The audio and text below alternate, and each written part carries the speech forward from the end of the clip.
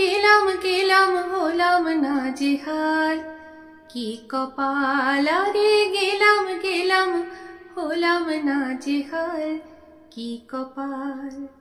নমস্কার বন্ধুরা, প্রতিমার আর একটি ভিডিওতে সকলকে স্বাগত জানাই। আজকে তোমাদের সামনে যে কথাগুলো আমি সরাসরি বলতে এসেছি সেগুলো অত্যন্ত গুরুত্বপূর্ণ, তাই তোমাদের সকলের কাছে অনুরোধ, দয়া করে ভিডিওটি কেউ স্কিপ না করে পুরোটা দেখো। আমরা সকলেই এখন নানা রকম সোশ্যাল মিডিয়ার ব্যবহার করে থাকি, যেমন ফেসবুক, ইনস্টাগ্রাম, হোয়াটসঅ্যাপ ইত্যাদি। এইসব সোশ্যাল মিডিয়া যেমন আমাদের নানা রকম সুবিধা দেয়, আবার কিছু কিছু ক্ষেত্রে কিন্তু এইসব সোশ্যাল মিডিয়া অনেক সময় আমাদের জন্য ঝুঁকিপূর্ণ হয়ে যায়। সম্প্রতি আমার সঙ্গেও এরকম একটি ঘটনা ঘটেছিল। আমরা কিছু মানুষকে সম্পূর্ণভাবে বিশ্বাস করি। গতকাল আমার খুব বিশ্বস্ত এক দাদার মোবাইল থেকে, হোয়াটসঅ্যাপ থেকে আমার কাছে মেসেজ আসে। সেখানে মেসেজটিতে লেখা ছিল, good morning, I accidentally sent you 6 code, please forward me. Good morning, I accidentally sent you 6 number code, please forward me. আমি তখন ভাবি যে প্রতাপদা যখন, তখন আমার ভয়ের কোনো প্রশ্নই আসে না। আর এই দাদা অনেক বৃদ্ধ এবং বৃদ্ধা যারা ব্যাংকিং কাজ করতে পারেন না বা নানা রকম ক্ষেত্রে অসুবিধা বোধ করেন, উনি তাদেরকে হেল্পও করেন। তা আমি ভাবলাম হয়তো বা উনি কারোর এরকম কোনো একটি কাজে বেরিয়েছেন আর ভুলবশত আমাকে মেসেজটা ফরওয়ার্ড করে দিয়েছেন। আমি অন্ধের মতো বিশ্বাস করি এবং আমি তাকে সেই ওটিপিটা টাইপ করে দিয়ে দিই। ওটিপিটা টাইপ করে দেওয়ার পরই আমার কাছে মেসেজ আসে যে সেন্ড মি স্ক্রিনশট। আমি বললাম যে কিসের স্ক্রিনশট? উনি তখন বললেন যে check me your SMS box, 6 digit number, please send me screenshot. আমি তৎক্ষণাৎ ওনাকে আবার স্ক্রিনশটটা তুলে দিয়েই দিলাম, কারণ ওনাকে তো আমি সম্পূর্ণভাবে বিশ্বাস করি। আর ওনার হোয়াটসঅ্যাপ থেকেই আমার হোয়াটসঅ্যাপে মেসেজ আসছে, তাহলে এখানে অবিশ্বাসের কোনো প্রশ্ন আসে না। কিছুক্ষণ পর আমি যেহেতু ওটিপি শেয়ার করেছি এবং আমি জানিও কিন্তু যে ওটিপি শেয়ার করাটা উচিত নয়, তখন আমার কীরকম একটা স্ট্রাইক হয় যে আমি ওনাকে একবার ফোনে জিজ্ঞাসা করি যে এটা উনিই তো।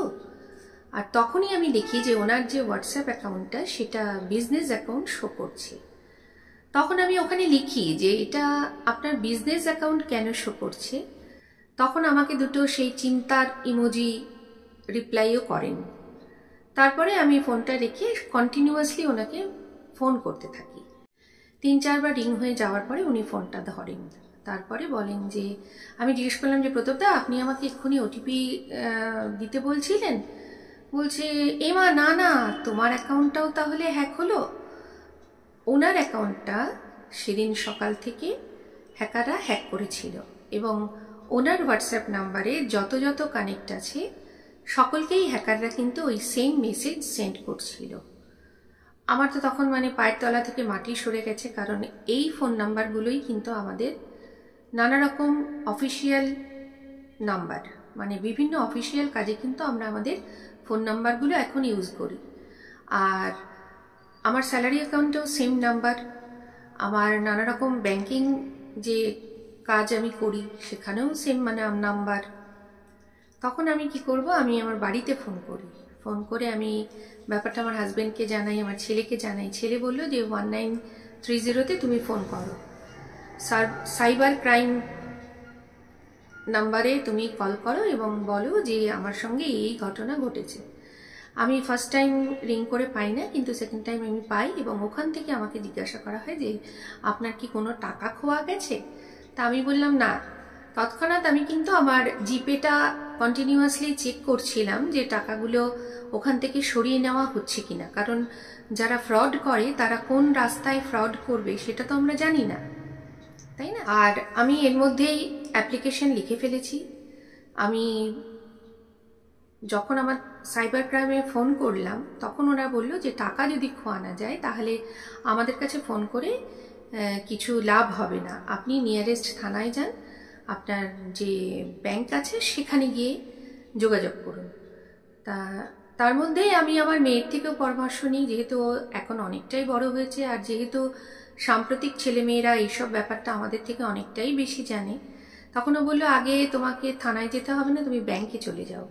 তারপর আমি ব্যাংকে যাই এবং ওখানে কিছু ওনাদেরকে জানানোর পরে আমার এই প্রবলেমটা, ওখানে কিছু প্রসিডিওর আছে, নানা রকম ফর্ম টর্ম ফিল আপ করে আমি ওখানে আমার অ্যাকাউন্টটাকে পার্সোনাল ফ্রিজ করি।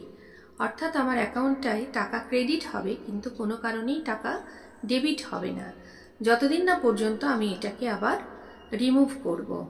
আমার অ্যাকাউন্ট থেকে কেউ টাকাটা তুলতে পারবে না।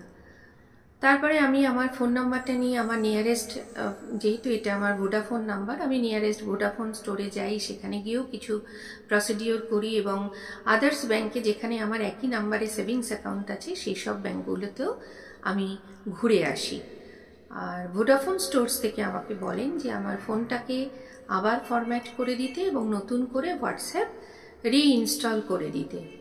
তা এই যে কালকে সারাদিন আমার একটা ছোট্ট ভুলের জন্য সারাদিন আমাকে খুব হ্যারাস হতে হয়েছে এবং আমি যে ভুলটা করেছি যাতে ভবিষ্যতে তোমরা কেউ আর কখনো এই ভুলটা না করো, সেই জন্যই আজকে তোমাদের সতর্ক করার জন্য আমি এই ভিডিওটা তোমাদের সামনে নিয়ে এলাম এবং আমার কালকের ঘটনাটা তোমাদের সঙ্গে শেয়ার করলাম। নতুন বন্ধুরা যদি ভিডিওটি দেখে থাকো তাহলে চ্যানেলটিকে সাবস্ক্রাইব করো, আমার পাশে থেকো। আর যদি ফেসবুক পেজ থেকে তোমরা আমার ভিডিওটি দেখো তাহলে ভিডিওটি লাইক করো এবং শেয়ার করে সকলকে সতর্ক করার সুযোগ করো, যাতে আমার কোনো বন্ধুরা এই রকম প্রতারণার শিকার আর পরবর্তী দিনে না হয়। আমার যত কন্ট্যাক্ট ছিল আমি ইতিমধ্যেই তাদেরকেও কিন্তু ফোন করে জানিয়ে দিয়েছি যে আমার হোয়াটসঅ্যাপ নাম্বারটা হ্যাক হয়েছে এবং এই নাম্বার থেকে যদি কোনো মেসেজ যায় তাহলে সেটাকে তোমরা ইগনোর করো। আমার কন্ট্যাক্ট থেকে আরও কিন্তু আমারই পরিচিত 4-5 জনের কাছে সেম মেসেজ গেছে। তারা একটা বুদ্ধিমত্তার কাজ করেছে কি, তারা সঙ্গে সঙ্গে আমাকে রিং ব্যাক করেছে যে কিরে এটা কি মেসেজ পাঠিয়েছিস, কিসের ওটিপি এটা তুই শেয়ার করতে বলছিস। তারা যে বুদ্ধিমত্তার কাজ করেছে যার জন্য তাদের চ্যানেলগুলো হোয়াটসঅ্যাপ নাম্বারটা কিন্তু হ্যাকিং হয়নি, তারা এই প্রতারকদের হাত থেকে বেঁচে গেছে। আর সম্প্রতি আমার এক বান্ধবীর সঙ্গে হয়েছিল, ফোন পেতে তার মোবাইলে বেশ কিছু টাকা ঢুকিয়ে দেওয়া হয়েছিল এবং তাকে বলা হয়েছিল টাকাটা অ্যাকাউন্টে আবার ব্যাক করতে। তাই সে বুদ্ধি করে সেই তার নিজের অ্যাকাউন্ট থেকে টাকাটা তাকে ব্যাক না করে অন্য একটি এমটি অ্যাকাউন্ট থেকে টাকাটা ব্যাক করেছে। তা আমাদের কিন্তু যেমন নেট জগতে নানা রকম সুবিধা আমরা ভোগ করছি, সাথে সাথে কিন্তু আমাদের নানা রকম বিপদেরও ঝুঁকি থাকছে। সেই জন্য সকলের কাছে অনুরোধ যে আমার মতো ভুল যেন তোমরা কখনোই করবে না। খুব বিশ্বস্ত মানুষের কাছ থেকেও কোনো রকম মেসেজ পেলে ফোনে অন্তত একবার তাকে জিজ্ঞাসা করে তারপরে পরবর্তী স্টেপটা নিও। আজ আরেকটি ব্যাংক থেকে ফোন এসেছিল এবং হয়তো সেটা জেনুইন ফোন, কিন্তু যেহেতু ওখান থেকে ওটিপি চাইছিল সেই কারণে আমি সেখানে কিন্তু আর ওটিপিটা শেয়ার করলাম না। আমি বললাম যে আমি আগামীকাল ব্যাংকে যাব এবং ওটিপি আমি ব্যাংকে গিয়েই শেয়ার করব। তা এরপরে আমার ফোনের দোকান থেকে বলেছিল যে হোয়াটসঅ্যাপটা আবার আপনি রিইনস্টল করবেন, কিন্তু তার আগে ফোনটাকে ফরম্যাট করে দেবেন।